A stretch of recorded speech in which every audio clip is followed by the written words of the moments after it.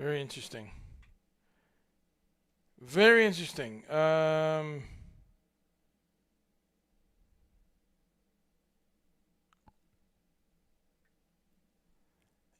I don't stress. Um,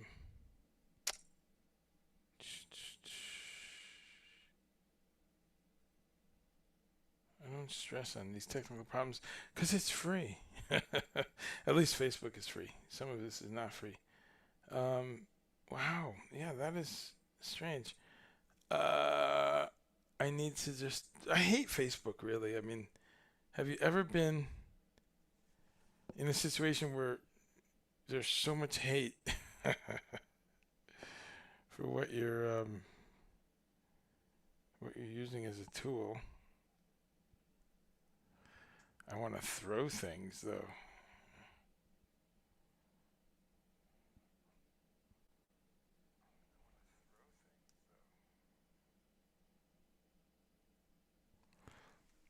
Yeah, Facebook is just jerking me around right now. This is not making me happy. This is not bringing me joy, Marie Kondo. This is not bringing me joy, Marie Kondo. So I'm just going to. I think I've done this before. I just go to YouTube and go to Facebook and just do a separate live video. Camera, right? UVC, codec is the audio. I'm going to. That means I gotta. Of course, my keyboard. Jesus Christ.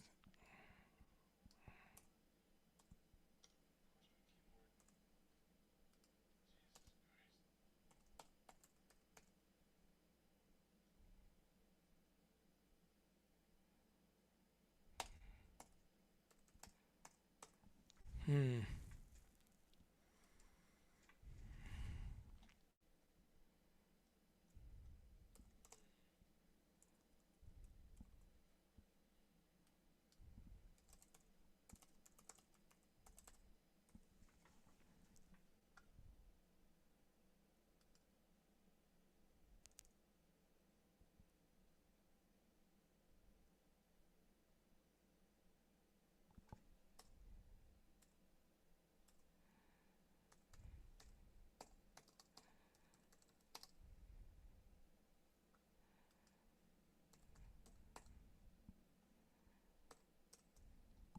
Let's try that. Facebook.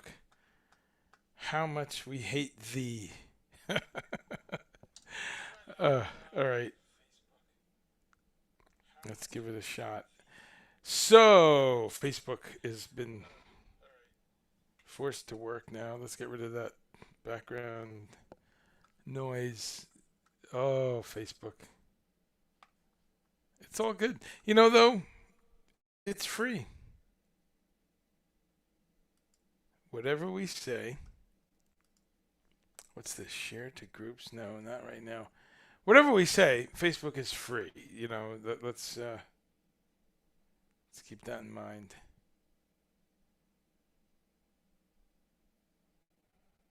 Let's keep in mind that it's free. How are you, folks?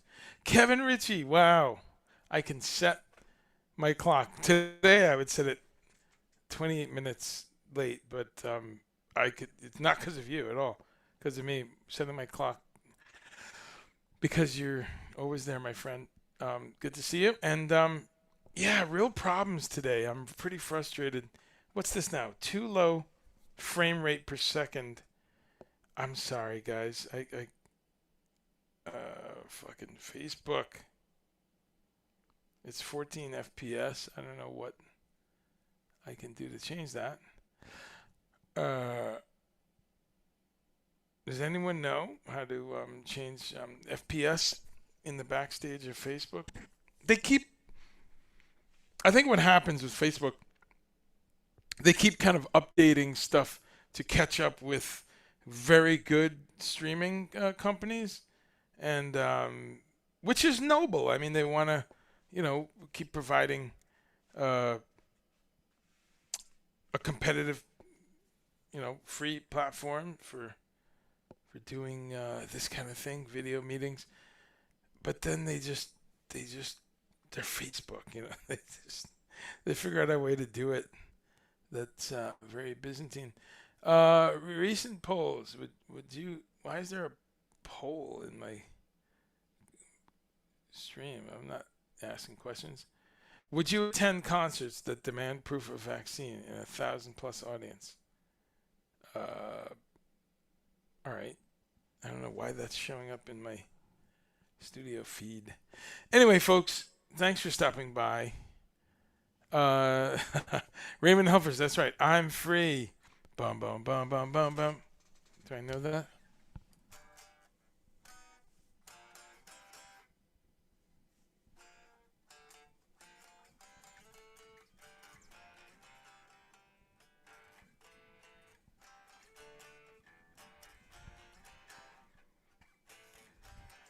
Something like that. Maybe a different key. I'm free.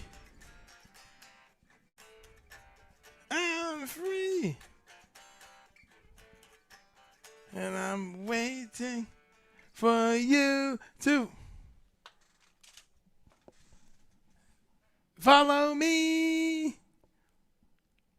Don't know it. All right. So, thanks. Yes, we learn by listening, Kevin. I was saying that in a podcast a day or two ago. We have two ears and one mouth, which is something I say to third graders and to second graders when I teach and substitute teach. And it's embarrassing that we have to tell adults that, but some of them need to hear that.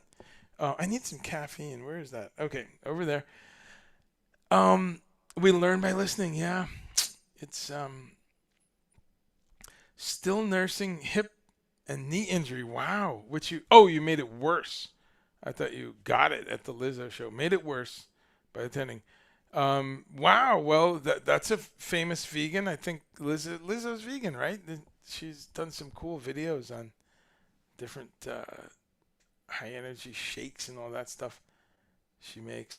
But that's great. Anyone reporting to me from shows, I'm a little bit like, just because it's still so fucked up. But maybe it was outdoors. Lots of outdoor shows where people are spaced out and not spaced out in the old way, but a lot of people are going to outdoor shows or shows where you can go way in the back, and so hopefully that was like that. Indoor shows right now are still, kind of up and down, man. I'm just hearing too many outbreaks. Um, Lizzo show outdoors. Okay, that's good. That's at least many percentage points safer than not. But still, we're fucked. We have the worst numbers on the planet. So it's like, I'd love to go to a bunch of stuff, but it's tough right now. Um, yeah, but everyone makes an assessment, and I respect all choices in getting out there, because we gotta figure out ways to safely move around. So Rolling Stone just did an article on how many shutdowns there are, and you know the the the Delta kind of situation. I'm just looking here for, where's that article? Okay. Bum, bum, bum, bum, bum, bum, bum, bum.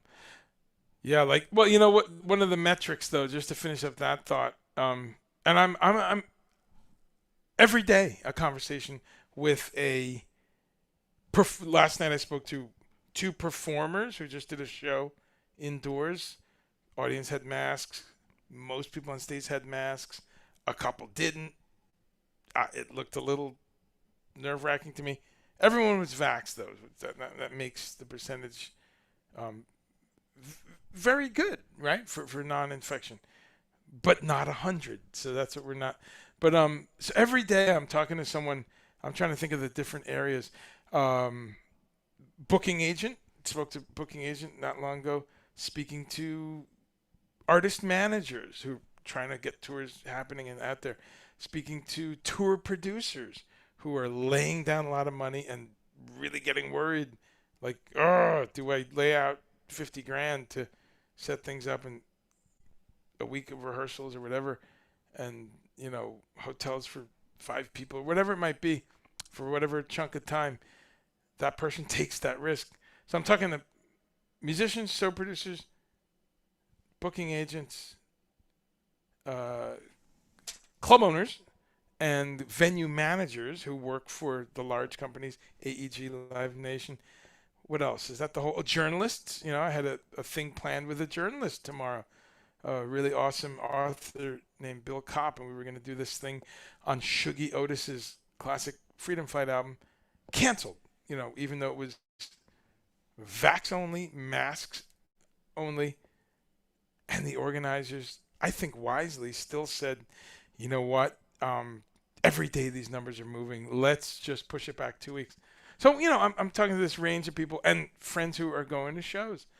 This week has been almost every day a friend at the King Crimson shows, right? Because people know I love King Crimson and Zappa. So people have been sending me pictures and videos and fun stuff from the Zappa concert, Zappa Crimson. So, but yeah, it's a tough one. Again, if anyone goes out there and I know they're being safe, then okay, that's cool. But it's there's also a percentage of the concert industry not doing enough. Okay, so let's talk about some food. What did you have for lunch? I will talk about anything, and I know someone had messaged me about the election tomorrow, which is, oh man, what the fuck. But yeah, we could touch base on that for a second. Lorenzo, how are you? Lorenzo says, that's for sure, regarding indoor shows. I'm sure you mean. Yes, it's well, also indoor shoes are quite the concern. Um, Huge crowds at a casino. Yeah, I'm sure you had an N95 mask on, and it was, tightly on your face the whole time. Casinos, right? Because what do they give a fuck? They have a pretty lax situation, and they don't want to turn a gambler away. So, tell us, what were the casino protocols? Because um, it's the USA. We don't have proof of vaccine, really. You can just print a PDF of a fake card. And please, there's 2 states that I know of, California and New York, that have, because of their own internal healthcare, have some digital apps that are a little more watertight. And you've got a number of Blue Cross Blue Shield, Advent Health, or whatever you may have. If you did it through them, then yes, it's in the system. It's digital. You can, but wow, big percentage of counterfeits. And I bet a casino, sadly, has a little bit more of those. Robbie Mangano, how are you, man? Good to see you. What did you have? Vegan buckwheat pancakes just now. That's awesome. Robbie Mangano, I was thinking about you because of a song I had in my head. Now I forget. But whenever I hear a song that is a nice mix of, melodic, right? And cool, but also kind of bizarre and makes you scratch your head, I think about my dear friend Robbie Mangano. I forget what I was listening to. It'll come back. But good to see you, bro. That sounds like delicious pancakes. Lorenzo live on YouTube. Or, okay, living on YouTube. Cambridge mask, sing along. Okay, that's great. What is a Cambridge mask? What's the N rating? Is it, N 95? KN 95? I don't know the Cambridge one. Someone told me there's masks even more efficient than N95, so I might want to get one of those. Um, Bent knee is coming up. Yeah, I. Those are the tours that worry me. Actually, 7 people crammed in a van. Yeah, they don't have. Here's my bar on this. Kiss went out, millionaires, right? Multi-millionaires, and they did it. And I'm hearing this secondhand from a crew person. To be clear, a friend of a friend is on the crew, so I'm getting, you know,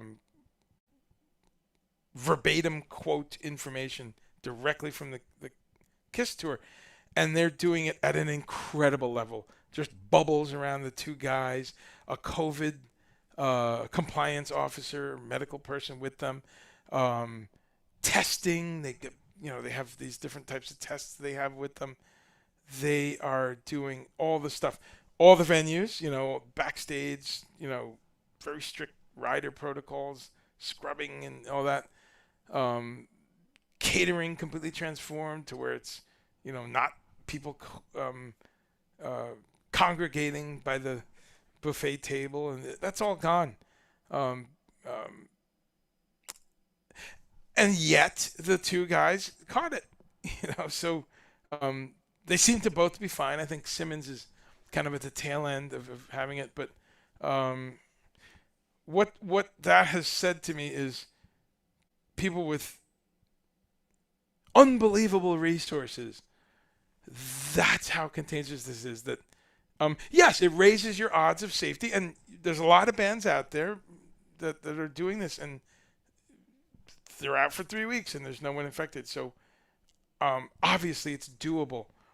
Um, I think Dead and Company is out, and King Crimson was just out. Frank Zappa, bandmates, opening up. So yeah, it's obviously possible to be on tour. I mean, I guess where we are, and a lot of people have talked about this, is the acceptable risk thing. It's like getting in a car, strap on your seatbelt. You don't have 100% knowledge that you will return home, right? But it's very, very high, right? If you obey the speed limits, have your seatbelt, use all the things that defensive driving, then you're in the high 90 percentile that you'll be back home, right? We know that. We all operate motor vehicles. But it's that little percent times 1,000 tours that you start to get some interesting numbers. So anyway, tell me your thoughts on that. Love to see Bentley. Love to see Sylvan Esso. They're coming soon. Just not going to go, I think, unless I can listen from outside the fence. It's outdoors. Trey Anastasio's coming next week or something. Same thing. Bill Frisell is nearby. Just missed Michelle DeGacello. So it's tough. So Kevin's telling me to keep up with the comments or I seem disjointed and obtuse. That's part of my brand, man, to be disjointed and obtuse. So that's what I do. Especially obtuse, please. No lunch yet today. Okay, I'm going to tell you my lunch. No vax or mask requirements at that gig. Yeah, that's crazy. Lorenzo says Atlantic City indoor. Yeah, it's crazy, right, bro? 5% masked up. I know. I had bought the Lizzo tickets before. Well, but to play devil's advocate, you could have sold them. I don't know why buying them before means you had to go, but I hear you. You could have. I think pretty much every artist gives credit at least. But yeah, Cambridge. Okay, that's the British military space.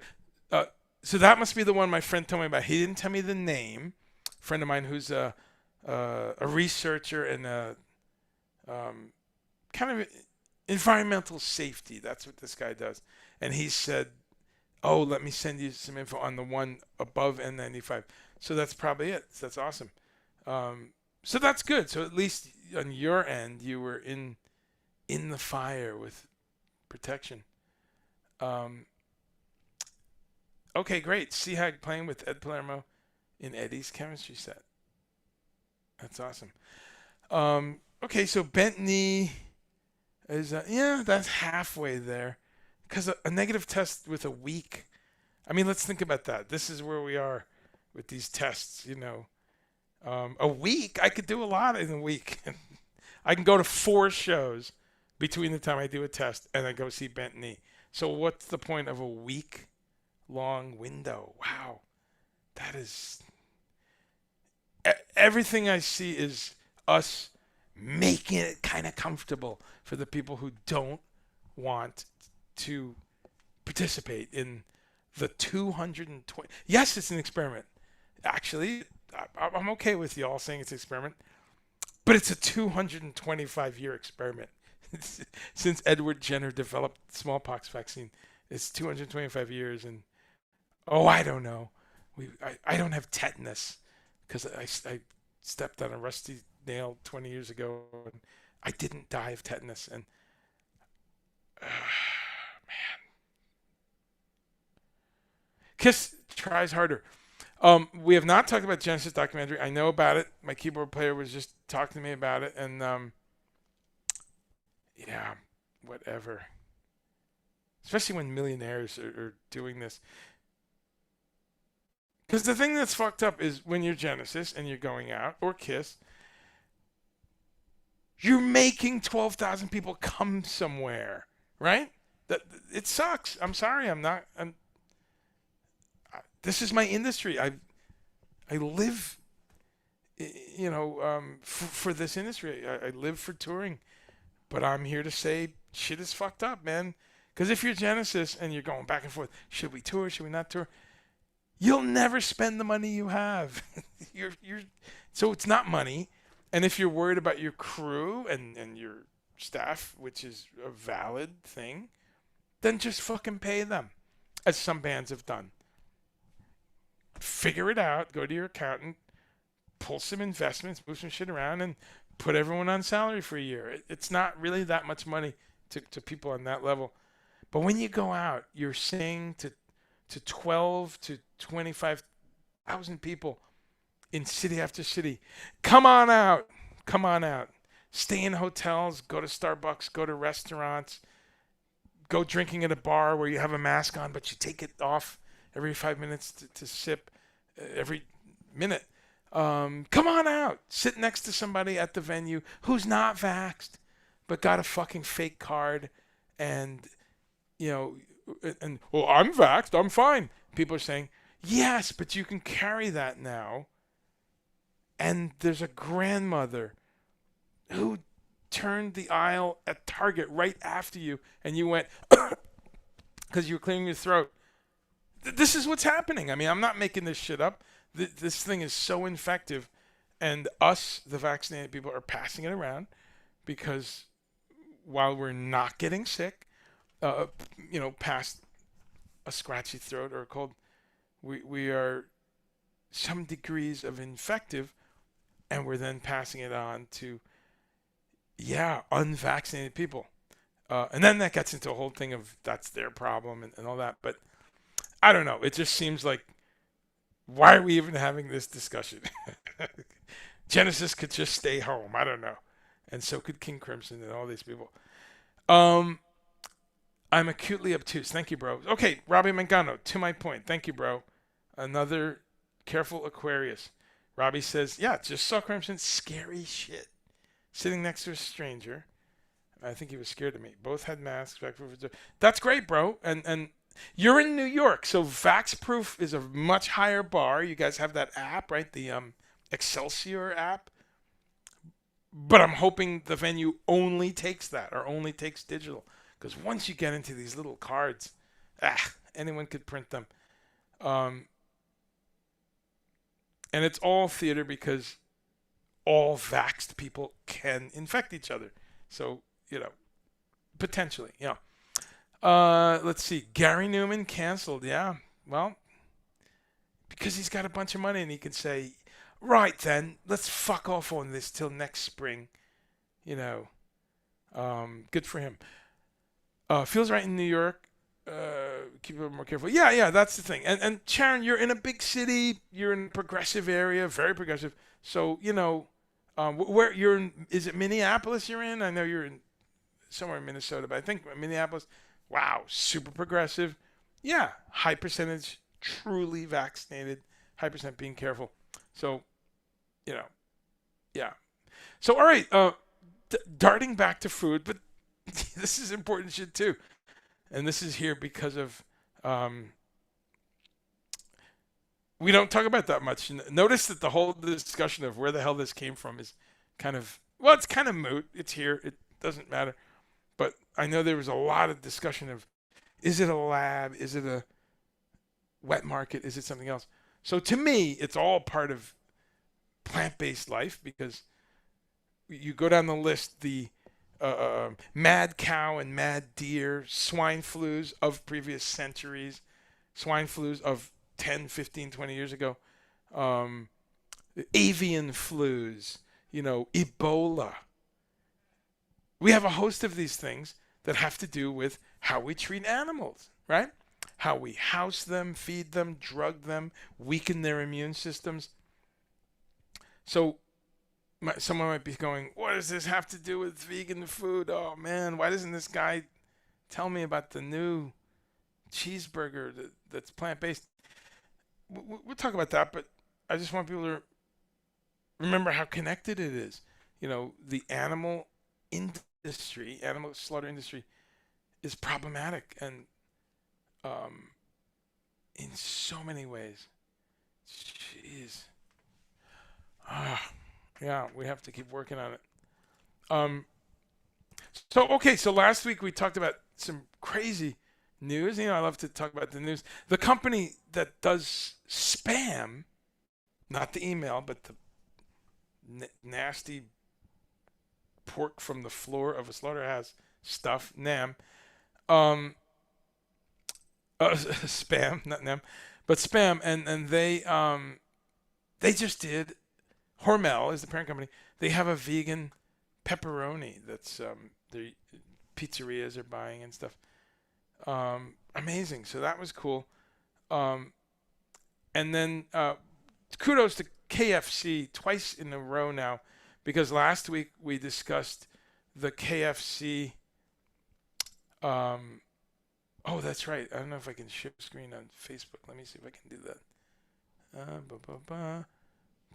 Sending data. It's still fucked up. Oh, Facebook. Anyway, I'll put a link. That's what I'll do. Old school. We'll kick it old school. So, the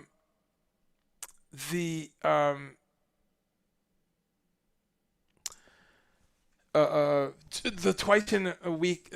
I'm sorry, 2 weeks in a row. Kudos to Kentucky Fried Chicken. Last week, you remember I spoke about these new popcorn nuggets that they have, like a popcorn chicken, I guess. It's these little, things. They are doing a vegan one. I think it's only in like the UK and Asia and stuff. But if I get the link here, once again, the good people at who are now at KFC, obviously they have some good people in there working for them. It's amazing. They're just really looking at the changes in the industry and demand, and it's capitalism. Some people often point out to me, I don't know what their perspective is, but people often say, Andre, they're doing it for money. But of course, we all are in a capitalist society, right? You went to your job this morning for money, and Amy's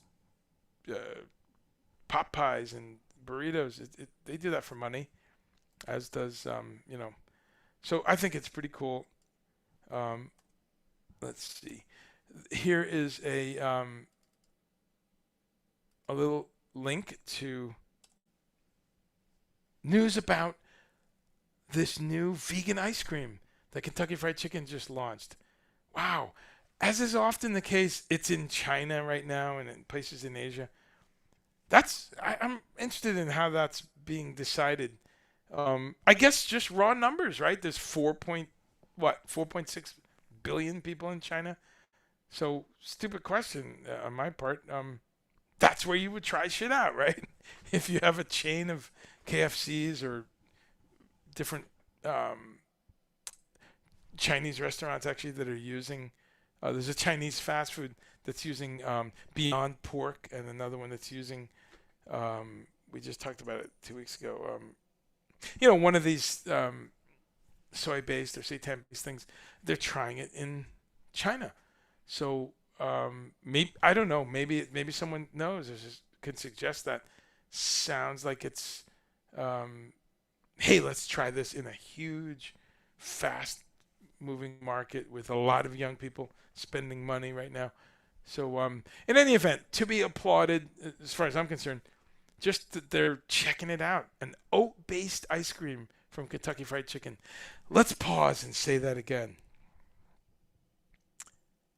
A vegan oat-based ice cream available at KFC.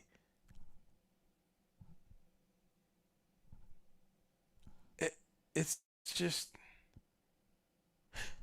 I can't believe it. I started working in this industry around 1989, and you know, no way in hell you would ever get me to believe that one day, just 30 years from now, KFC will have vegan oat milk.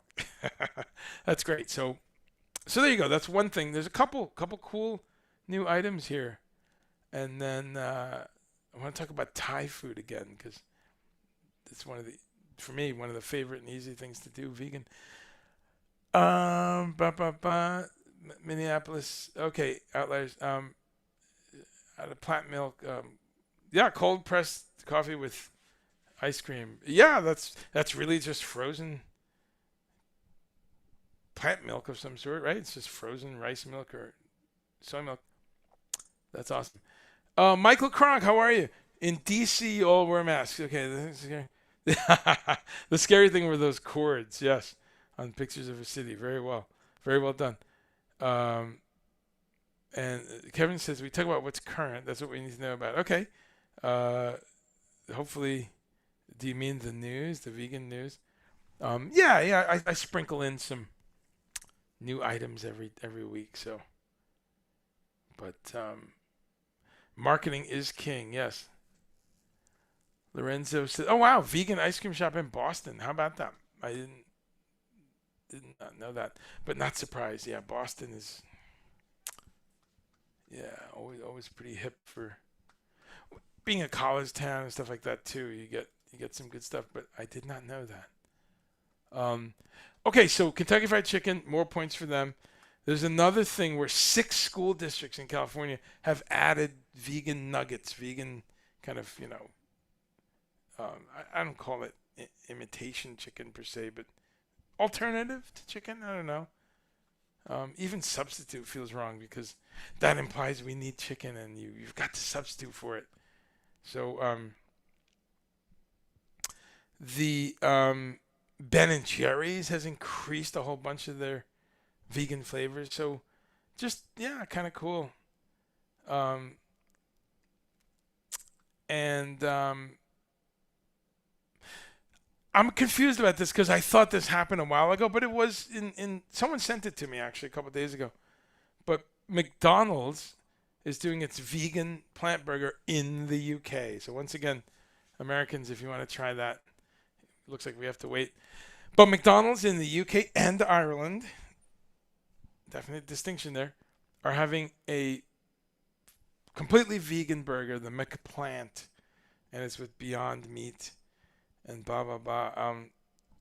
10 select McDonald's locations in Coventry, England, at the end of this month, and then 250 locations 2 weeks later on October 13th. And then in 2022, the vegan burger across the UK. So hey, that's great, and I may, if things work, I've got a tour supposedly happening in the spring in the wonderful UK, which I love touring there. Wow, that's always a blast. Um, so there is my other link. Yeah, for some reason today, folks, I can't do screen sharing. It has to do with Restream, not talking to Facebook. I don't know. Don't know why.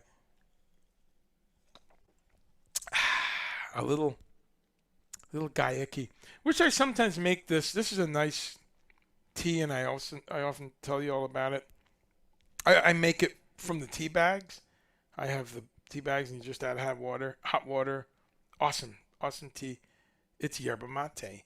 But when I'm feeling lazy or I want a cold one, I like their can, and it's very low sugar.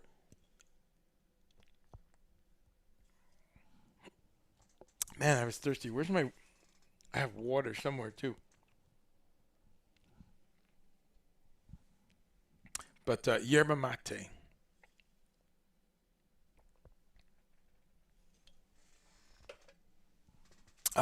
Excuse me. Seriously dehydrated. Sunday, 9/19. I'm doing a show about "You Are What You Is," which is the Zappa album. So I'll talk about that later on. But doing this new weekly Zappa focus show. Um, let's see. Okay, so this place in Boston, it's called FOMO. That's pretty awesome. All right, I'll try to remember that. Um, Raymond is saying this spring for touring this spring, right? I mean, I know, bro. Jeez, it's. I know. The math side of me says no fucking way. I mean, France just stopped unvaccinated Americans from flying in. You saw that? France, first country to make that limit for unvaxxed Americans. Um, and people have got to get ready for that. They've not ruled out domestic flights requiring vax. I don't look forward to that because it's just going to be a shitstorm, right? People, that's where the violence starts. But, you know, right, because there's no violence now. um, the live I was on last night, yes, it's just look around for the I guess Google it, but it's what's it? TT, three T's. TTT Radio. I can't copy this link, but you can hear it at TTTRadioNetwork.com. That's all. Triple T RadioNetwork.com. And you'll find it there. Triple T RadioNetwork.com. That's a weird name, but easy to remember. Going out with Steve and Billy this spring, or is that on hold? Steve and Billy. You mean yes? I'm a little confused there. So if you mean yes, including Steve, Billy Sherwood, Alan White, so the three longtime Yes members, actually, Billy, been in there since the mid '90s, in and out. But right now there's a scheduled tour. I know nothing else, and I probably put it at 50%. Just because shit is fucked up. So, what did I have for lunch? So I wanted to talk about Thai food a little bit. I'm a little limited because it's not letting me screen share. But can I? No, I'm not on. Facebook's not letting me do that. Well, I made this Thai curry, which I was so proud of because I've made curry. What was the first time I made a curry? The 80s, maybe 84 or something. I was in Jamaica and I had a little cookbook and kind of figured out curry. Sometimes they're good, sometimes they're not. and I just cracked the code. I've been making Thai curry the past few years, and it hasn't always. It's been okay. It's been like, all right, yeah, something's just not there. And I just discovered it's like a musician with too many tracks or something. I just went too heavy on things, on too heavy on spices, too much coconut milk, if you can imagine such a thing. So I made a wonderful curry. I thought I had pictures, but as again, I can't share pictures, but I can hold up a picture. But the yeah, it came out amazingly because I just used less of the. I used the Thai kitchen little jars of red curry and green curry. Fantastic. Those are a goddess send because it's the stuff you'd put in Thai, the galangal and some garlic, and I think there's probably shallots and spices in there. Um, and it's great because it's already in a little paste, and you just put a little bit in a pot of coconut milk uh, with water to taste, and then whatever vegetables. And I did this one with onions, scallions, zucchini, red peppers, a couple other things. Whatever we had, we get all these vegetables every week. Um, but it really was a breakthrough for me, is what I'm saying, because you know, uh, as we always do with cooking, you just get better and better. And I just have it refined now to where it truly was awesome. So Thai food is indeed something I want to just say to people that are trying to find more plant-based stuff is don't snooze on Asian food in general, right? That whole Asian diaspora, you know, and really, even if you expand Asia out to kind of the edge of the Mediterranean, so that it's, um, you know, Syria, Israel, Lebanon, you know, Iran, Iraq, Pakistan, the very fluid Afghanistan, um, Egypt, all those countries have really awesome plant-based cuisines.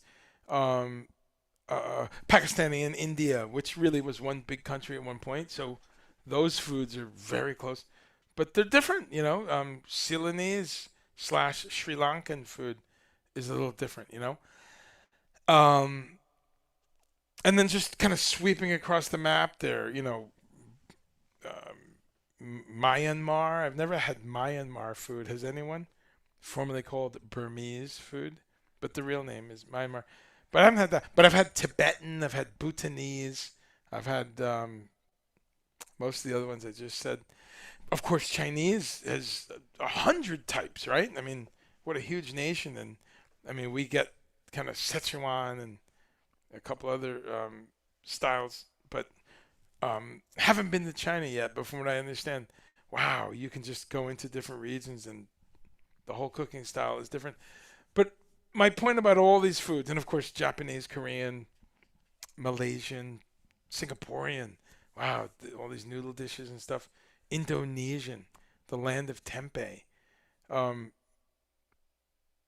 what's great about all of those is they just always have a lot of vegetables. It's really remarkable.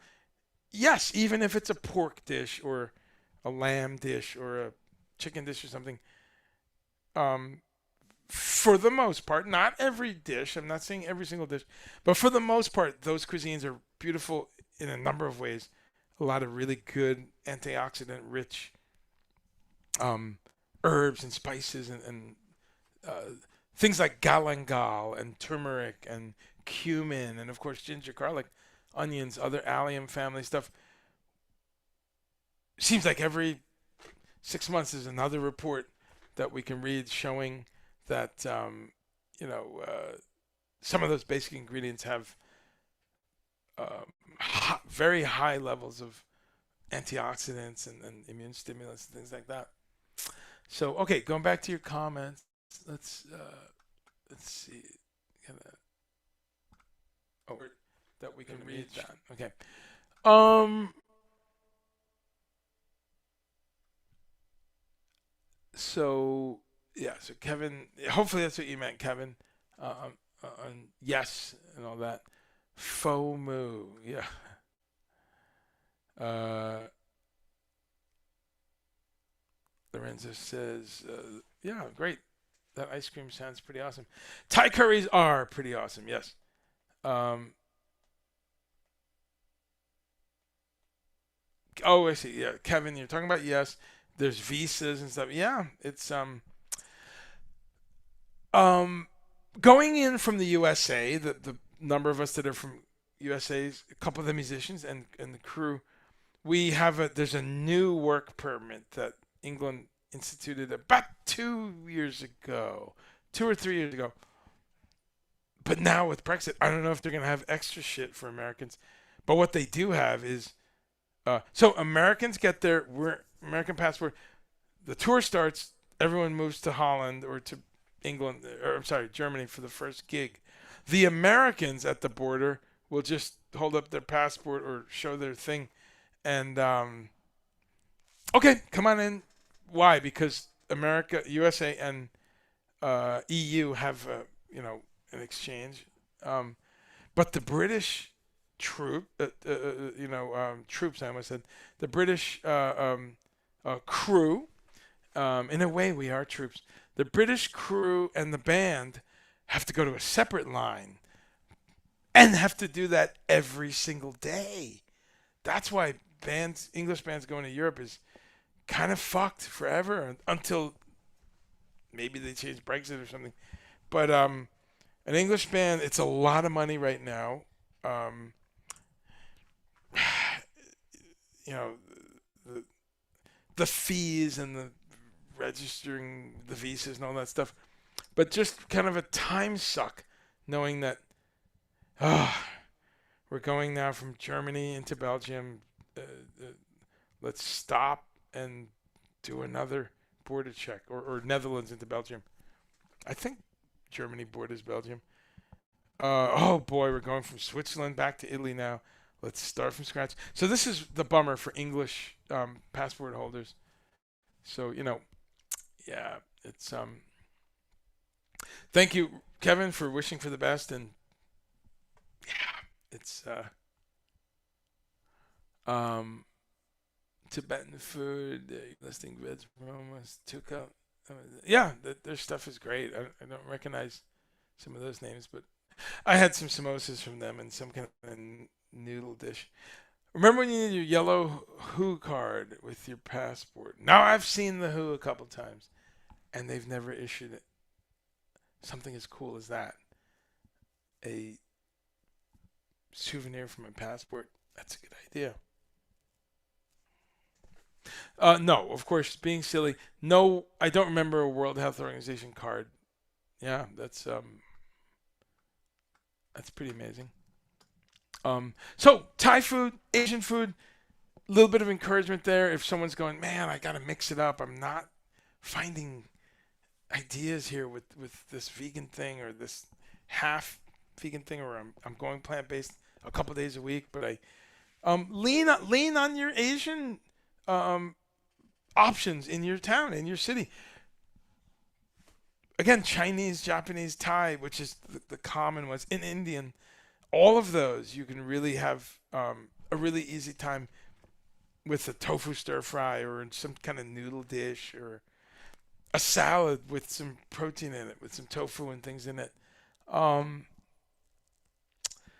there's exceptions. There's really bad Chinese restaurants. There's really bad Thai restaurants. So I'm not guaranteeing that those are always going to be great. But if you have a favorite and you know them and you've been going there and you kind of know you can ask for a spice level or for some food to be done without the rice or whatever it might be.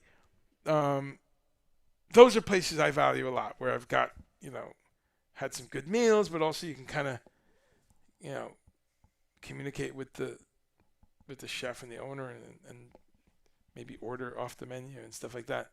So, but more and more, you don't have to order off the menu. More and more, these restaurants, I'm amazed, have, I have a picture here actually of that example.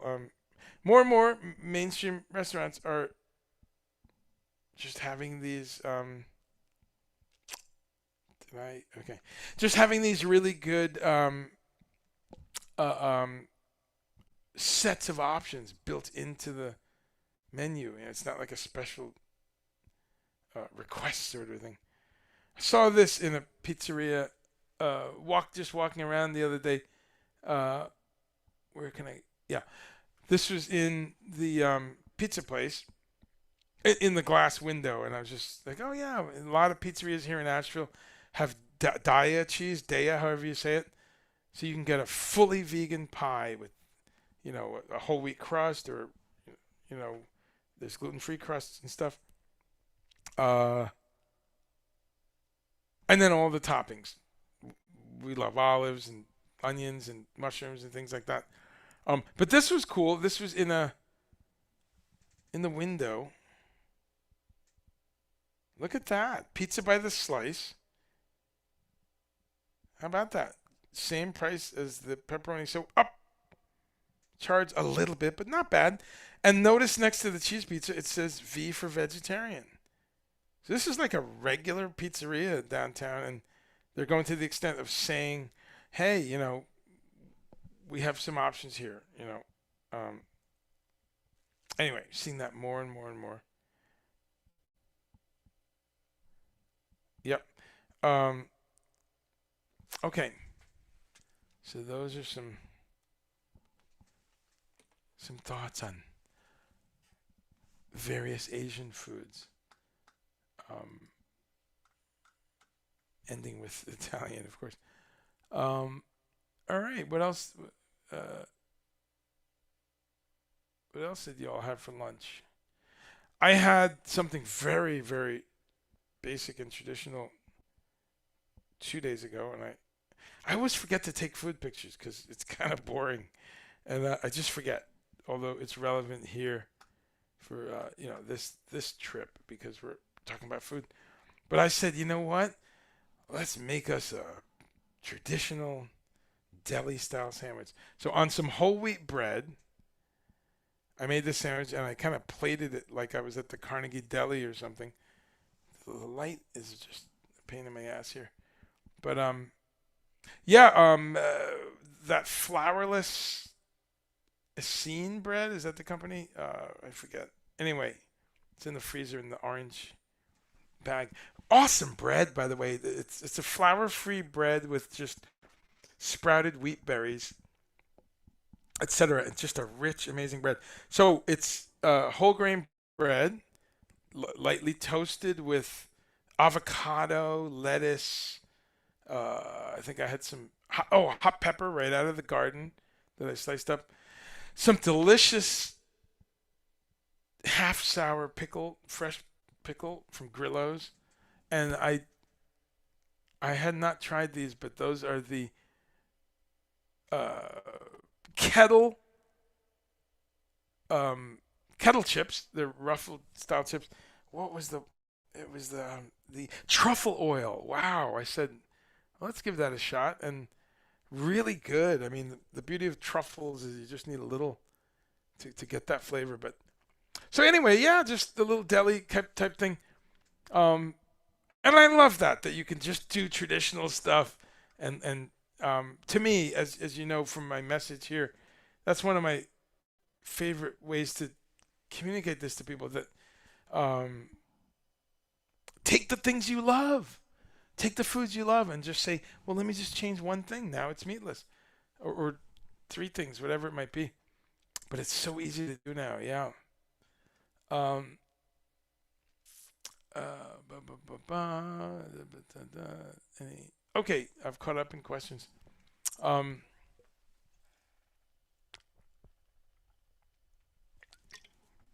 all right, a couple other news items I wanted to talk about. I that looks mighty good, and says, oh, the sandwich, right? Um, Anne has given me an extra A. I'm Andrea right now. The very easy to do that. Yes, maybe it's your auto spell. Um, But yeah, what did you have, Ann? What was your lunch today? Please tell me it's been plant-based so far. But yeah, I don't eat much bread or grains, but when I do, I eat like sprouted grains and stuff. And I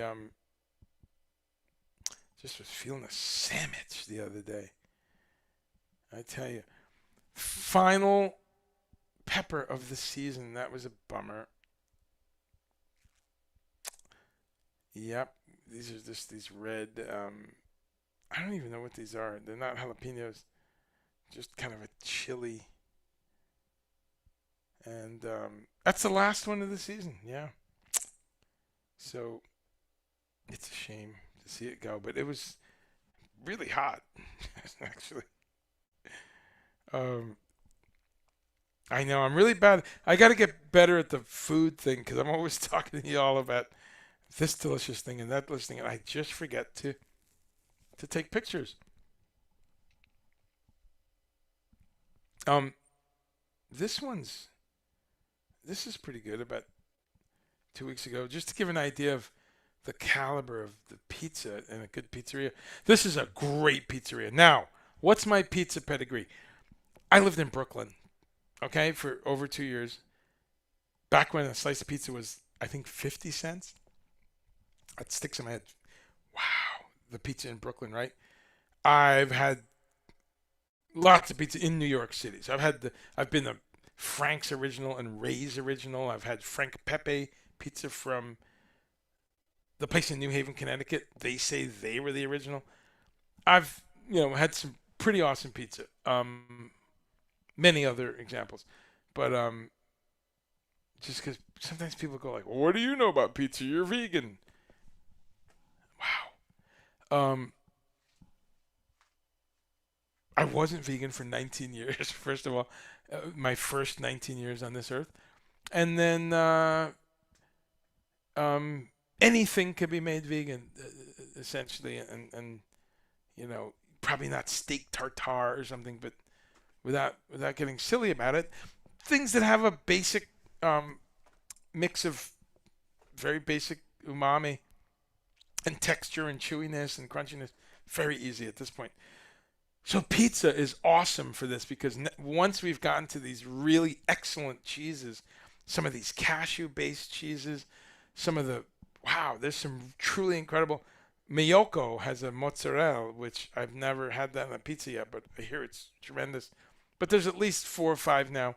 Daya being kind of the more popular one and one of the best. It's really great. I've had pizza in my travels that the cheese is made in house, but so this pizzeria does an amazing kind of a New York kind of a nice crispy crust with a little cornmeal dusted. But just to do the aesthetics of it, look at that. That's an onion black olive pie. That's what you want your crust to have happening, at least on some level. Let's see. Let me see if I can get the light better so you can see this. Picture doesn't do it justice, but that was about a week ago, and damn, that was good pizza. So this place is, you know, it's the bomb. They really have some like New York level uh, thing going on. Um, so nothing like a good pizza. Yeah, I thought I had what's that?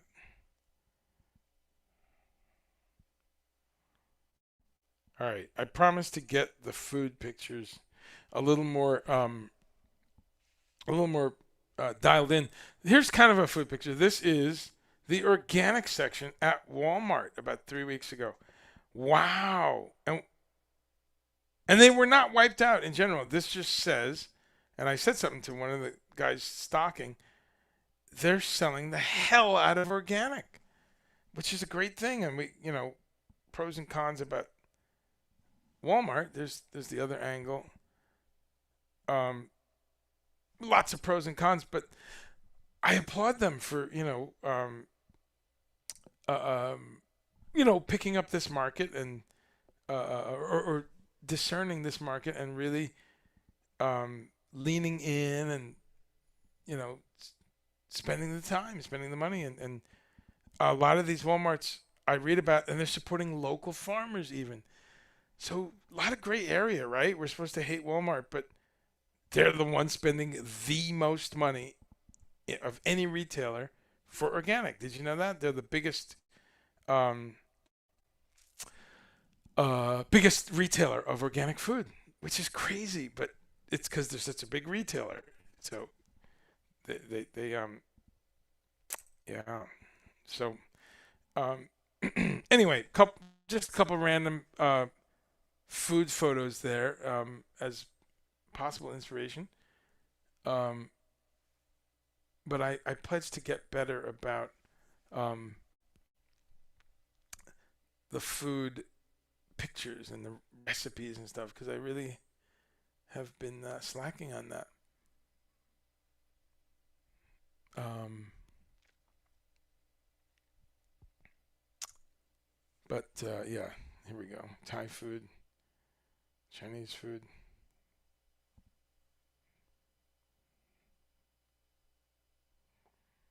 Speaking of Asian food, here's one of the most amazing things ever. This is Japanese uh, student potatoes. They're called. They're sweet potatoes that are quickly fried. They cut them in chunks, quickly fry them in very hot oil, so they cook very quickly with like a crispy outside and a pillowy soft inside. And then they drizzle. Is it honey or maple syrup? Can't remember. Or some kind of just right brown rice syrup or something. Just a sweet syrup, and then they sprinkle some black sesame seeds. Oh,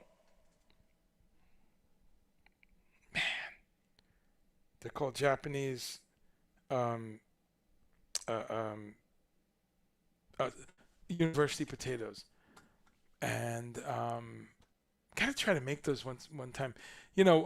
Laura Darty, who you've met on here, the amazing chef, she shared a recipe once to make these Japanese um, sweet potatoes. But we're going into that season, right? We just got some sweet potatoes in our CSA, our community supported agriculture box, and it's like, all right, gotta face the facts here. Fall is around the corner, which is fine. I love the fall, and I love the apples are coming in. I'm gonna have an apple just in a little while. Um, nice crisp apples happening. Um, but in 1 week, it's fall. Wow, that'd be cool. My first show of fall would be next week, as long as we're all here. But Daigaku Imo, that is the name of the Japanese delicacy. Might try that this fall because all you need is candied sweet potato. It's candied sweet potatoes they call it. That's it. It's really they're really fast and easy and so healthy. You got this amazing sweet potato or yam. You can use a couple options. Yeah, really good. Raymond says, Laura Darty, yes. Are you a big fan? So am I. She's awesome. Uh, oh, why is this? My keyboard, folks, is just.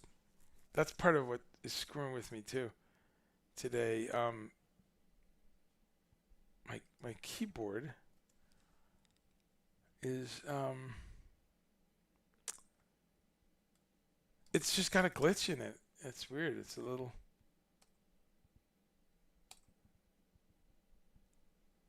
wireless keyboard, and when it feels like it just pastes everything twice.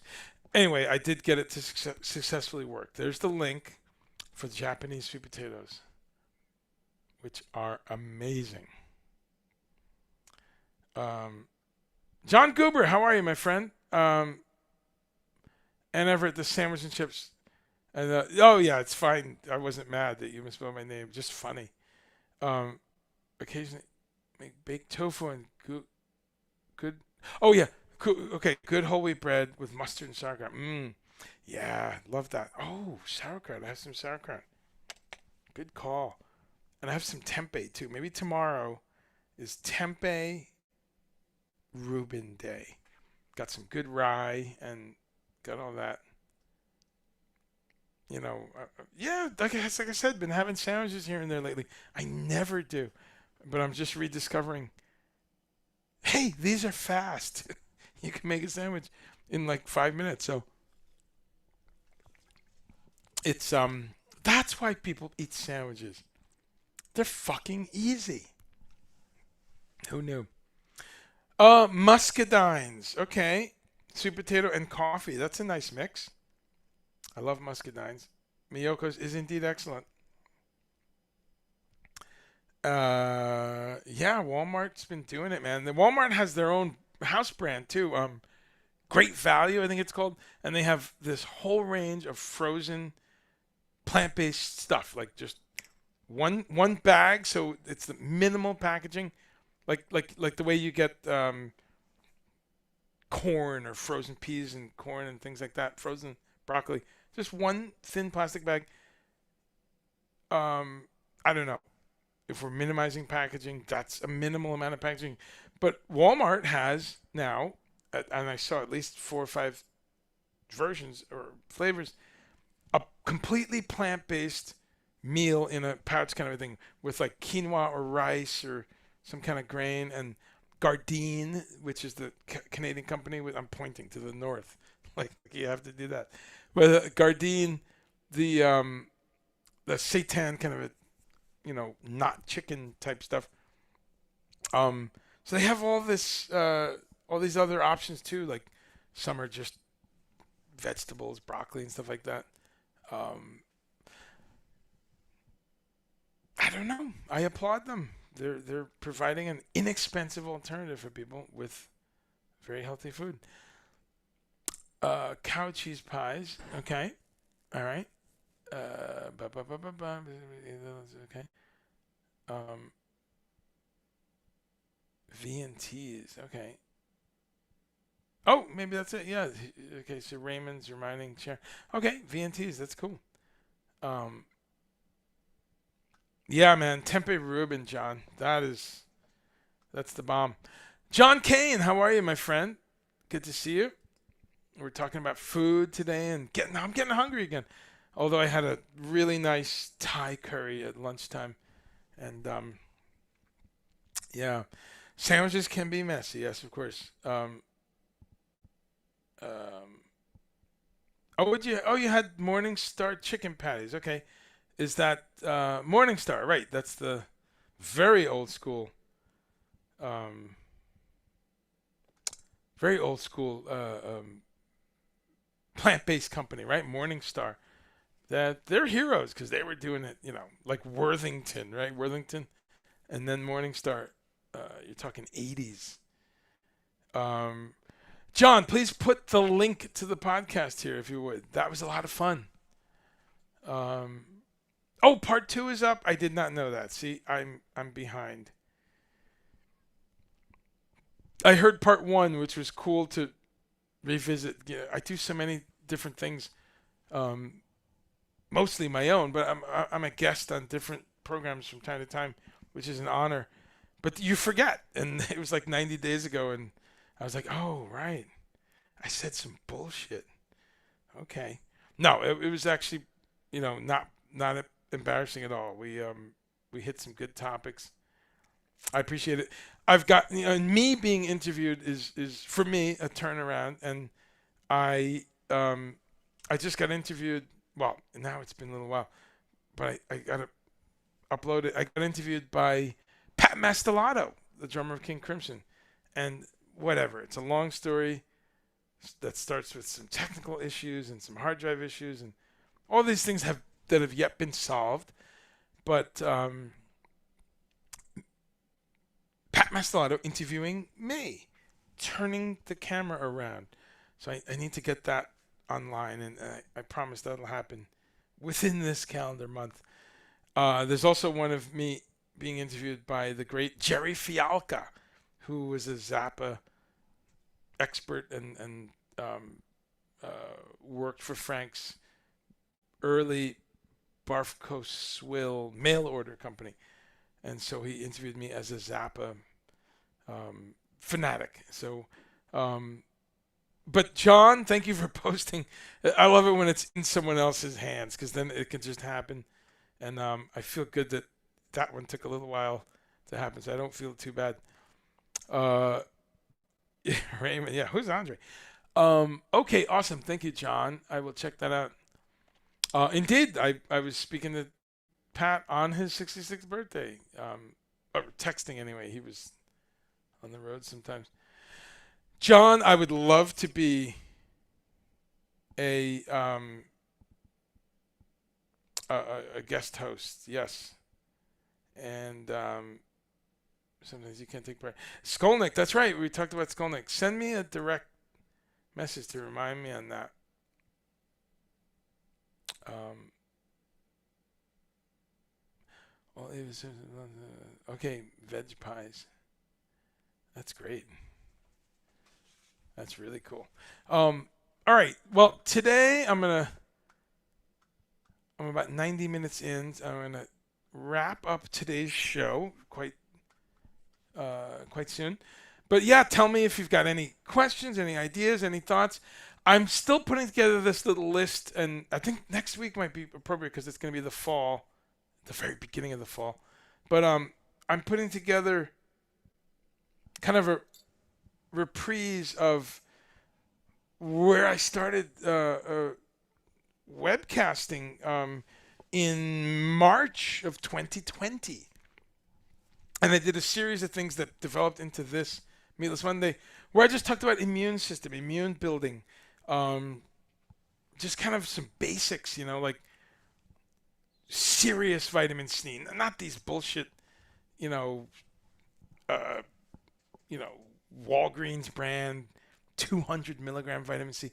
Don't fuck around, a gram bare minimum. I don't take vitamin C every day, but when I do, it's a couple thousand grams, a couple thousand milligrams. I know people that take 8, 10, 12,000 milligrams a day, and certainly people take mega doses when they're fighting things. Interestingly enough, and give me your thoughts on this, just to segue and end on some COVID and some vaccine stuff. Anyone have thoughts on Joe Rogan? I'm sure a bunch of you have a bunch of thoughts on Joe Rogan. He's a mixed bag. I've watched 8 or 10 of his programs, and some incredible guests. I mean, wow, the Kanye interview is one of the best insights into that man that there is. Kanye is another complicated figure that I don't like some things, but I love his art, his music. But Joe Rogan's puzzling because he puts forth this thing of, I'm not on either side, but then he really supports a lot of neocon kind of right-wing bullshit. And he always has to keep pointing out how fair he is, yet he just kind of bashes, progressive ideas more and more and more as it goes along. But then once in a while he'll, and of course on the big basics, he's pro-choice, he's for, proper taxation, he's for LGBT rights, he's for, the rights of immigrants and public schooling, and he's got kind of a general progressive / libertarian thing, all for legalizing weed and stuff like that. But I want to know your thoughts on what just happened, where he suddenly announced he was COVID positive, and then like 2 days later was like, that was nothing. I was barely sick. I thought that was a little irresponsible on a number of levels because, first off, what he never said, and I watched a little interview with him and this doctor after he and I understand he's been talking about it for days, so if I missed something, maybe one of you caught it. But the part I found irresponsible was, first off, super in shape guy. I mean, he's a former, I don't know, some kind of a fighter, but he commentates these fights. But he's always been in great shape. Weightlifter, power lifter, cross training type of a guy, and that's great. On his show, he celebrates get yourself healthy, get your immune system up, support your immunity. So that's why I'm talking about it, because he does overlap with what my show's about. He's very into natural foods, natural products. Not a vegetarian. In fact, he's had vegans and vegetarians on his show, and he kind of debates. But he is pretty respectful, though. At the end of the day, he pokes fun at some vegan aesthetics and things, but he's quite acceptable that yes, you can live a very healthy lifestyle. And he's actually the kind of flesh-consuming person that I always salute on this show. Any of you watching for any number of time know that this is not to proselytize about go vegan. You have to go vegan. Someone's going to clip that now and use that. No, it's not about that. It's about go vegetarian 1 day a week. Just one. Start there. If it blossoms out from that, wow, fantastic. But if I can get anybody, which I'm so honored, there's been so many people in this 14, 15 months, but if I can get one person to do that, and it equates to 52 weeks in a year, equates to 52 meatless days in your year. Wow, that is great. And if we can just keep doing that, suddenly you have, that times 2 people. That's 100 meatless days per year. 10 people, it's, over 500 meatless days, day meals, or whatever whatever the unit of measurement would be. But so Joe Rogan, I do applaud, because he's all about like bison and pasture-fed buffalo and deep sea fish and things like that. Great. That's what we want, to get people off the grid of the mass-produced cheap-ass chicken, the cheap-ass pork. This new law in California ups the bar for pig slaughterers around the country. So that's the part I feel it was irresponsible with Joe Rogan, is that he's okay like a couple days later, and he's like, that was just, and it's like, yeah, dude, you're like in prime shape. You take glutathione and vitamin C drips, and you take CoQ10, and you're taking medicinal mushrooms and turmeric compounds and green tea. I mean, come on, bro, really? Like, you're not the average. And the irresponsible part is that overweight dude in his basement living on Cheetos, who's borderline diabetic and gets no exercise. It's kind of irresponsible to tell that 22-year-old, don't get the vaccine. And besides, this was nothing. It's a walk in the park. I think that's fucked up. Sorry. So I'd like your thoughts on that. Am I crazy? Because he just kind of left out, his incredible health profile. And then the other thing is he took ivermectin, he took monoclonal antibodies, but then he also took all this other stuff, Robin Renee's here. So we have an actual scientist, which I love. Thank you, Robin, for being here. Good to see you, my friend. And I'm just jumping back over to comments. Oh, Jerome is here. We have a Jersey party with some of my New Brunswick people. This is great. Well, jumping to that, great statement, Robin. That's exactly my thoughts. I just happened to go back to comments, and we're in sync there, because ivermectin. So as you're tracking, and just as I'm saying too, I read the list of shit. It was it was pharmaceutical as well as natural based, right? As you know. And to your point, he never cops to whether he's vaccinated or not. I've been looking for that, and he just changes the subject to basically say, does it matter? And when someone has that much power, man, and that many millions listening to you, it's just weird to be that coy about it. And but anyway, that's the thing with ivermectin too. It sure it probably has some prophylactic effect, but from everything I've read, and Robin, please tell me if this is true. And I've been reading it from fellow scientists, fellow to you, um, that ivermectin is fine in the first couple of days. Like if you, the first day you know you have COVID, you take, I think there's a range, right? 30 milligrams up to a low couple hundred. But if you take it right away for a couple of days, it will ameliorate the kind of, lung damage and different fast moving stuff, right? But of course, people then conclude, well, it's a wonder drug and you could take it anytime. Man. So it's very strange.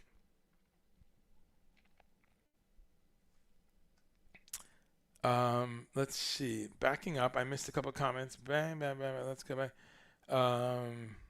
Skolnick. Yeah, we'll talk about that. How did you land Elliot Sharp? Okay. Well, I'm jumping all around. Why not? Well, we'll come back to that. But he's an old friend, is the quick answer. I've known Elliot since definitely the 90s. And we did a gig in the 90s. And I play on an album, an awesome, I think, punk rock, pop, power pop punk album called Infernal Doll. Check that out. It's by the band False Virgins, 2 words, False Virgins. Go look on Spotify or something. And it's called Infernal Doll. I play bass on that. Elliot Sharp has one guitar synth solo.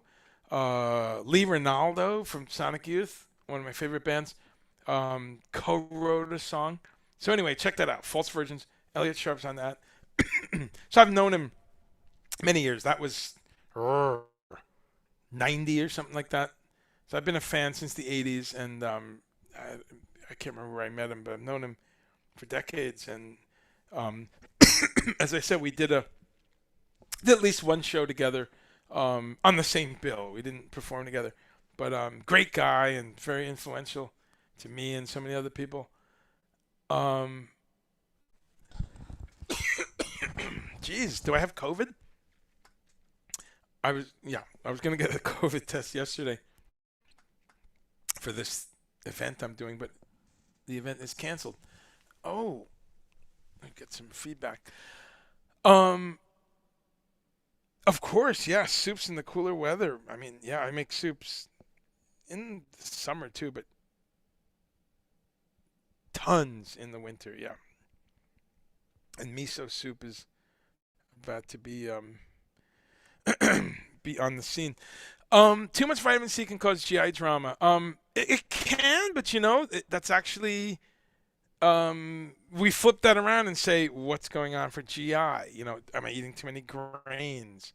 Clearly, I don't know if you're talking about you, but clearly you don't eat dairy. But for some people, it's often. But they call that what do they call it again? GI threshold, something threshold, vitamin C, where they increase your dose by about 1 gram per day and start with 3 or 4 grams, 5, 6, 7, 10. It depends on the person, and in a lot of therapies, they go right up to exactly kind of your GI tolerance, and but it often is, a way to look at gut health and to look at digestive health. But then you just back it right below that line, and from what I understand from many therapists, I'm not a therapist, but from what I understand, that's going right to that line and pulling back is a useful way to get optimal vitamin C. Jerome, how are you, man? You're in a car. Okay, good. And what did you have? Homemade hummus with lentil chips and, oh, that's nice, and a cuke salad. Oh, love it. A lot of cuke salad here the other day as we wrapped up like summer cukes, big bunch of cukes we had. Rogan, Joe Rogan. I'm glad he's with some progressive. Goes, yeah, he's just problematic, Um, and you don't have to be a fan though, but I know what you're saying though. But yeah, we don't have to be fans. But um, my metrics are when someone's that popular, and we're talking tens of millions, possibly. It's Has he hit 100 million yet? I don't know, but the guy is unbelievably popular. So when someone is like that, we better be tracking what's going on. That's just me, though, and I just think as progressives, as liberals, we tend to, you know, just go, that's horrible. I don't want to know, and then we keep losing elections. This has been a topic recently as I talk about this jackass ex-president who is now stirring the shit for the California recall, right? But one of the important metrics is, like him or not, he got 75 million people to vote for him. So we should be paying attention. And Rogan, Rogan's kind of a similar thing where I don't like a lot of what he says, but the two things, and it's not like I watch him. Believe me, I just don't have time. It's not like I'm against him. I wish I had more time, or I just have so many other music-related shit to be listening to. But he does have excellent guests. I'll give him that. Really good guests. He had this Dr. Michael Osterholm over a year ago, who we watched that, and it's still one of the clearest looks at the outbreak still to this date. And vindicating how good that guy was, Dr. Michael Osterholm, that's Osterholm, underlining how spot on this guy was. And he's got, I don't know, 2 or 3 degrees. I think he's a director of of infectious diseases or something at University of Minnesota. I can look up the facts in a minute, but that's from memory. But he's now on the White House advisory board for COVID. So Rogan had him on, and it's just, kind of shows that he does have a good caliber with getting guests. He's always got at least really interesting guests and a lot of science based guests and doctors and virologists and stuff like that. So I'll give him that. He's got, and then people who are not doctors that are interesting, like Bill Maher or Elon Musk, or, as I said, Kanye West, and he's had whatever comedians. So I don't have to like him, but he concerns me that he's that popular. So I look in. Benny in the chats. What's up, bro? Tra. Okay, so Robin, thank you. Okay, our researcher. And Robin, you're a biochemist, right? I forget. Or you have a chemistry and biology degree? I forget. Microbiology? I'm sorry, my friend. I should know this, but it's been a long time. You're a genius. I know that because you know your shit. And you got the book smarts, and then you're just intelligent, which is different. People need to realize. So ivermectin, there's been some studies, but none that are definitive, right? You're definitely. Where's my noise-making pig to represent the horse? You're not supposed to take the horse dosage. I know, right? These fucking people taking the horse paste out in the Midwest, Arkansas, right? Packing the hospitals. Arrgh! It's a shame. Yeah, bowel tolerance. Yes. Thank you, Lisa Melian. Good to see you.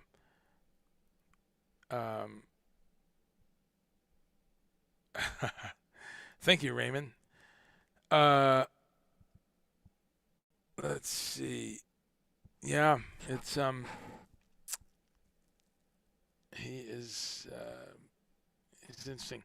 Miso soup. Oh, and yes, you're always a fan of miso soup. Yeah, I love it. And yeah, I have that year round, but way more in the fall, in the winter, way more, and way more in the morning. It's great. Um, let's see. Catching up. Hey, what did you have for lunch, Rob and Renee? Long time plant based. And oh, I'm making you blush. Well, it's all true, my friend. Um, let's see. Howard Stern is back for summer off. Oh, I heard he was ranting. Good for him, man. So there you have an example of someone that's incredibly popular, reaches tens, maybe hundreds of millions on his now satellite show, and he's standing up for science. And I did see a quote from him. I haven't heard him in ages too, but right, Michael Osterholm, right? Like I thought. What did I say? University of Milwaukee or something? I might have said Minnesota. Anyway, he's this really brilliant guy, and now um,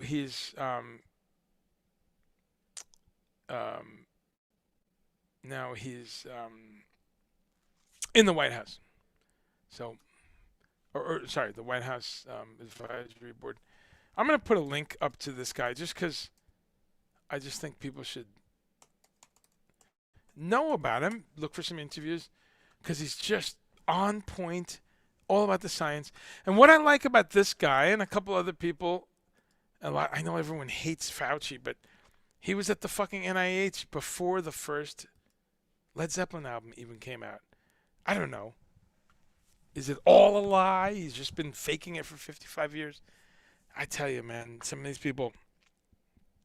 And then they point out, oh, he's got stocks in pharmaceuticals. Well, what else would he have stocks in?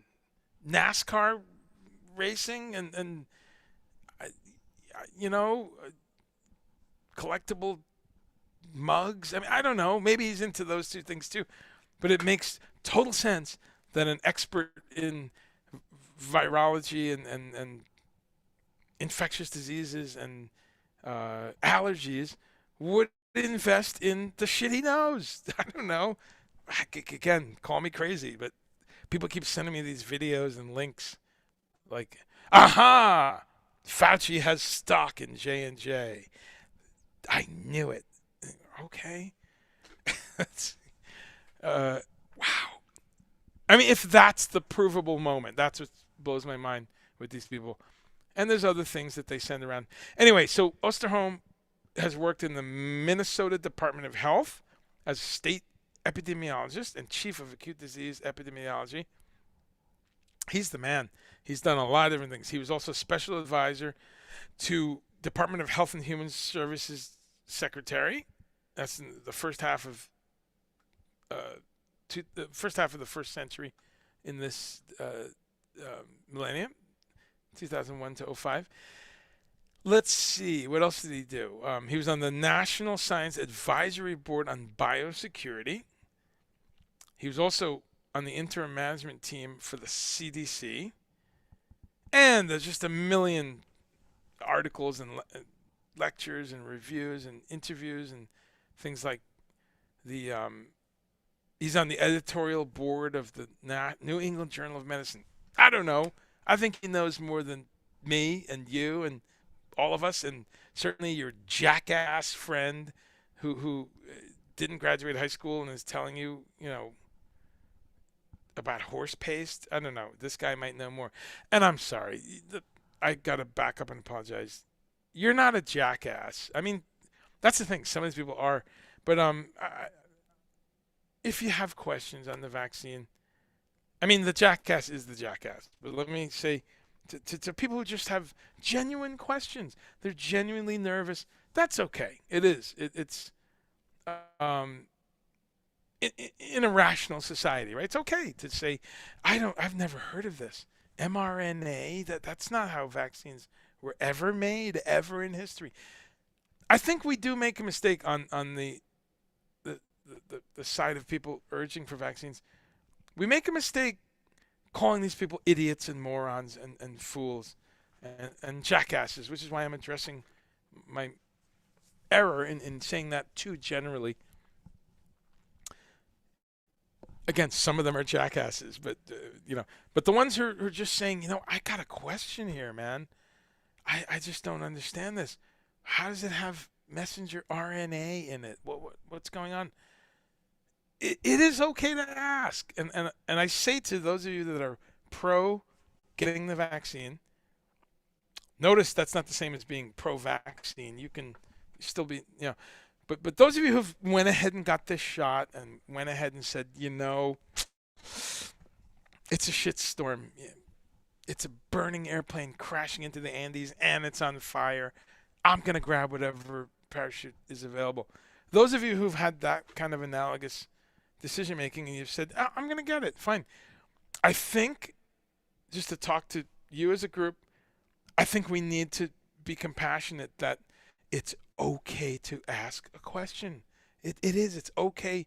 It's very okay for black people, Latino, Latina, Latinx, Hispanic people, Asian people, especially those groups. To a smaller extent, but I say because I've only heard it a few times, some older Jewish people who remember that they were experimented on. Japanese people who remember they were put in concentration camps. They were lied to about this and that. Black people, Hispanic people who know that they were given fucking placebo birth control or the Tuskegee experiments or stuff that's happened in Africa with I think J&J, one of these companies, correct me if I'm wrong, but one of those companies has did some jacked up shit with birth control pills and all this. So it's entirely okay to be skeptical of these rat bastard pharmaceutical companies. And in general, they are. They lie to Congress, right? They have this list of side effects that they really do their best to keep away from us. So it's okay. It's okay to ask. The punchline, though, is once you've been provided with verifiable scientific answers, you lose me, because then you didn't really ask because you wanted to know. Because then you move the goalposts. And I said this a month ago, right before the FDA approval. I said, get ready for the goalposts to move. And people were, on Facebook, people were like, what is he talking about? And I said, you'll see. And 2 days later, FDA gave approval. And sure enough, like clockwork, the friends of mine who sent me this stuff started saying, well, it's not really. And you're like, wait, you said that you're just waiting for FDA approval. Now it's here. Why are you changing the script? So anyway, that's some thoughts on Joe Rogan and kind of, we're obviously still in trouble. So, okay, ending on some food. Robin had a chana masala. Nice. Okay, packet heat in the microwave. Quick, good enough, and you're working. Okay, yeah, that's, I like quick foods. Yeah, that's always fine. Keep track of their own stocks. Yeah, exactly. Right. That's exactly. I've thought that about Fauci too. He's probably got this investment package. The guy's loaded. I mean, for good reason. He's fucking running a slice of the NIH, and you're right. He probably just has an investor. He signs off and says, I don't want to invest in guns, or I don't want to invest in stuff from this country or that. But then the rest, right, you don't know what's in there. You were at the Fillmore East, Raymond. Okay, so there you go. If you remember your Fillmore East Zeppelin show, Fauci was already working at the NIH. Yeah. So that's how, I don't know. I just think that's a cool statistic. But Ann Everett says, miso is so good. Exactly. Tempura vegetables. Oh, yes, that's right. I always remember that. And I was in Japan, Osaka or Tokyo, backstage for Yes. And whenever you're in a Japan setting where there's a crew and people eating and stuff, there's coffee machines. There's a machine to make hot water and tea, and there's often a miso, like a big, cooker with just plain straight miso. And Wow, it's amazing. I don't know how they just make it so amazing. Well, they invented the shit, so. Oh, anyway,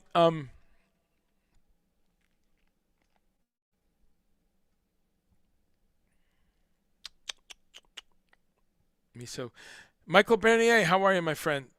Michael was a guest a couple months ago. Have fun at the recording. That's great. The recording. That's great. Um, all right. So one more link, and then I'm out of here. There it is.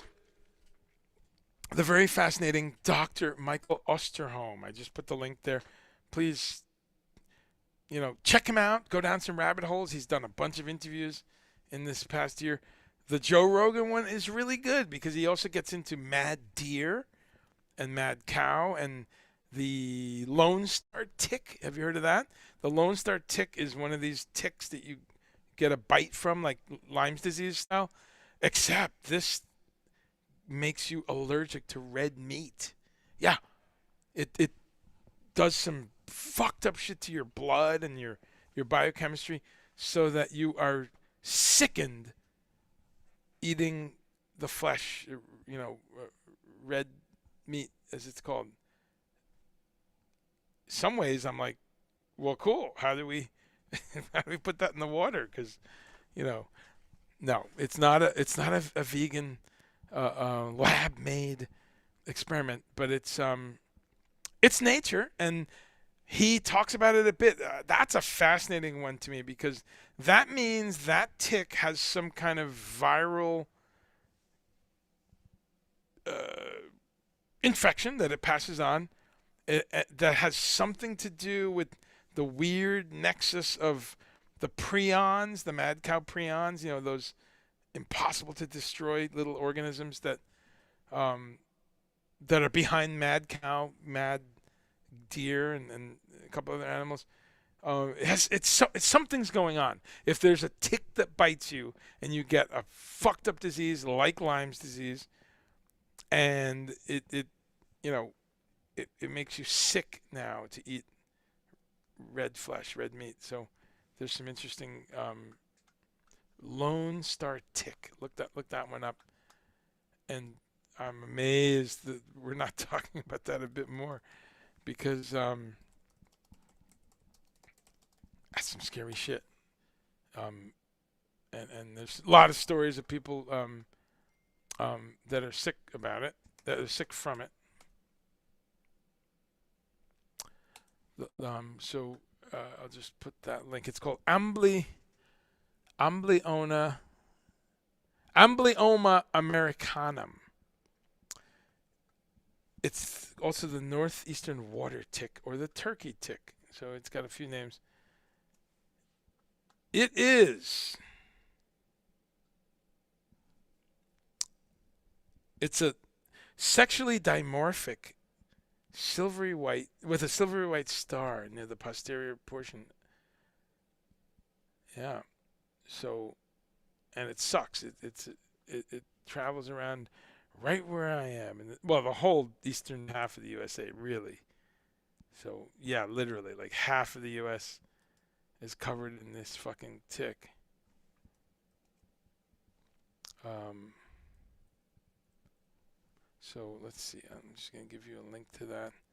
We love the links because I think this is a very educated group that likes to look stuff up and read.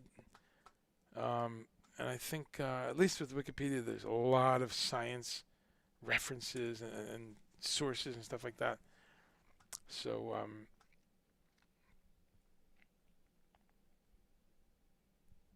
I leave you with the Amblyoma Americanum.